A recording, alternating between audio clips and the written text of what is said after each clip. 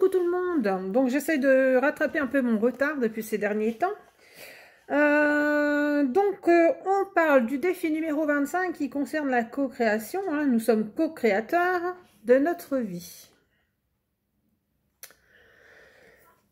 Alors, en ce qui me concerne, bon, j'ai pas grand-chose à dire sur ça, franchement, ça parle de soi, mais il y a le avant-nat et le après-nat. Je m'explique. Pendant la première partie de ma vie, du moins de mon âge de jeune adulte, quand j'ai commencé à créer mon couple et à être vraiment autonome sur tous mes choix, et la nat à partir de 2002 est une nat complètement différente.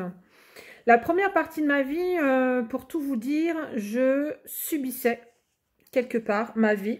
Ça, c'est un terme que j'entends sortir de la bouche de beaucoup de monde, le fait que l'on subit les choses.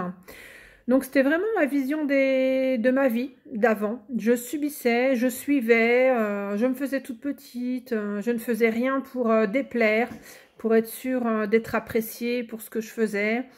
Et tout ça, c'était un peu au détriment de ce que je souhaitais vraiment au fond de moi, ce que je rêvais faire, la vraie personnalité que j'avais. Donc, on va dire qu'au fil du temps, je m'étais un peu éteinte. Et vraiment, j'avais pas ce sentiment d'exister réellement, en fait, pour moi-même. En fait, j'étais en décalage entre mon enfant intérieur et la personne que j'étais à l'extérieur. Et c'est vraiment à partir de 2002 où du coup j'ai rencontré mon mari actuel, où là tout s'est chamboulé. C'est là que j'ai commencé un petit peu à m'intéresser à mon développement personnel, à aller au fond de mes ressentiments et de savoir, enfin d'essayer de savoir pourquoi j'étais toujours dans ces réactions. Et en fait c'est là que je suis devenue co-créatrice de ma vie et j'ai repris les rênes de ma vie. Donc, pour pouvoir redevenir acteur de sa vie, en fait, il faut arrêter d'être dans le déni. Il ne faut plus avoir peur de faire face à nos souffrances pour pouvoir vraiment aller au fond des choses et les travailler en profondeur. Voilà, parce que pour pouvoir créer sa vie, il faut également reprendre confiance en soi, avoir une bonne estime de soi. Voilà, comprendre que nous sommes responsables de nos choix et que ce que nous subissons, alors à part bien sûr les faits quand même très graves, parce que certaines personnes risquent de faire des bonds sur leur tabouret, tout ce qui est ça concerne les agressions physiques ou verbales, ça c'est encore tout autre chose. Voilà, bien sûr, un enfant, je pense, n'est pas responsable de ce qui lui arrive si ses parents se mettent à le battre assez violemment ou à le battre tout court, comme une femme ou un homme, parce qu'on oublie aussi que certains hommes sont aussi battus par leur conjointe.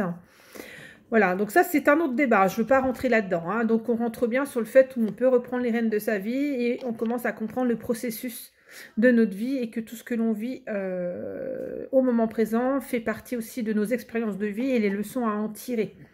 Voilà, donc je ne vais pas approfondir plus que ça sur cette vidéo. Si vous voulez partager, par contre, n'hésitez pas à venir sur Messenger me faire un coucou. Sur ma page perso, Nathalie Neumann, médium magnétiseuse.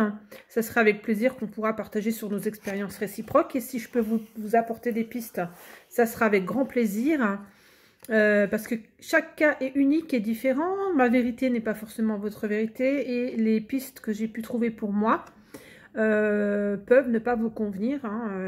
Donc en fait voilà, il y a quand même tout un ensemble qui fait qu'on peut réussir ou pas d'avancer. Il n'y a pas de raison qu'on ne réussisse pas, mais en même temps on peut se mettre tellement de freins personnellement qu'on a la sensation d'être toujours en échec. Voilà. Donc voilà, cette prise de conscience est importante pour reprendre les rênes de votre vie. Je vais mettre quelques liens dans l'article joint cette vidéo pour pouvoir un petit peu avoir un premier point. Voilà, donc notamment un article toujours de leurs années-là, mais je crois que je vais en rajouter quelques-uns d'autres. Voilà, je ne parle pas français. Redevenir acteur de sa vie pour créer la paix en soi et autour de soi. Et sur le sujet, de toute façon, sur la toile, vous allez trouver plein de choses. Comment reprendre les rênes de sa vie, mais il faut aussi passer par comment reprendre confiance en soi, retrouver l'estime de soi, comment s'affirmer, parce que ça, c'est important. Voilà, sans tout ça, en fait, on a quand même beaucoup plus de mal à avancer. Voilà, sur ce, ma vidéo est assez courte, vous m'en excuserez. J'ai encore pas l'habitude de développer plus via les vidéos. Je suis quand même plus à l'aise à l'écrit. Mais pour moi, c'est déjà un sacré défi de vous faire une vidéo pour chaque défi des 100 jours de Lilou Massé. Je vous embrasse tous, je vous souhaite une excellente journée et je vous dis à bientôt pour le défi prochain. Au revoir!